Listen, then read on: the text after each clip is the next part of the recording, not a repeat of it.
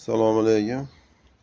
Muhammad Azizjondan mana xatyo'l oldik. Alloh nasib qilsa o'rnatib, shlankalarni hamma yo'g'ini qildik, xudo xolasa. Oddiy dehqoncha qilib qo'ydik. Muxlislar hali ko'rganda mayit anaqa ekan, mayit manaqa ekan demanglar, nimaki qimmat kollektorlardan terib qo'ysak bo'ladi, lekin bu tayyor montajga olib kelib ulab qo'yilyapti. Bu kiranliklar yana bitta tochkaga alohida tashlab qo'yilgan. Xudo yonishini ham olamiz.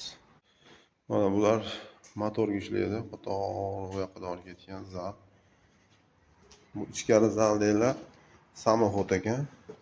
Samoxod bilan anaqaga ishlatib qo'yib qo'ydik. Samoxod u radiator profildan qilingan. Kat yo'lda, lekin biz ham internetdan ko'rib yaxshi kat yo'l deyildi. Dehqonlar ham maqtadi. Shunga buni taklif qilib mijozga sotib oldik. İnşallah nasipse yüzümüz yorug'sin, hammani ham yasagan bolalarni ham. Assalomu alaykum. Bugun yakshanba soat 8 oldu. 20 gradus so'pdi. Havo olmoq. Juma kechqurun soat 8 da yaqqanmiz. 1,5 qop ko'mir tashladik. Endi o'chibdi mana, lekin issig'i bor. 20 gradus turibdi. O'chirib qo'yapmiz mana. Soat juma 8 ga qo'ydik.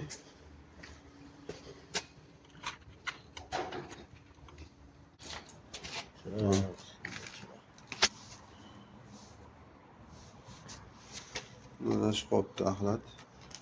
1,5 qop yoqdik, 3 qop. Mana soat 8, 22 gradus. 23 gradus ekan. Endi buni xona kattaligini ham ko'rib qo'yinglar.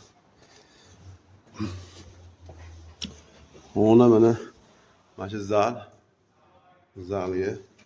Bu yerda yana koridor 9 ta xona bor.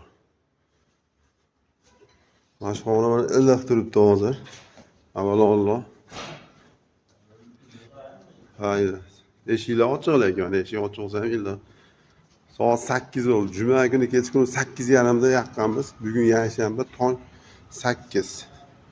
Chislar esda yo'q deydi.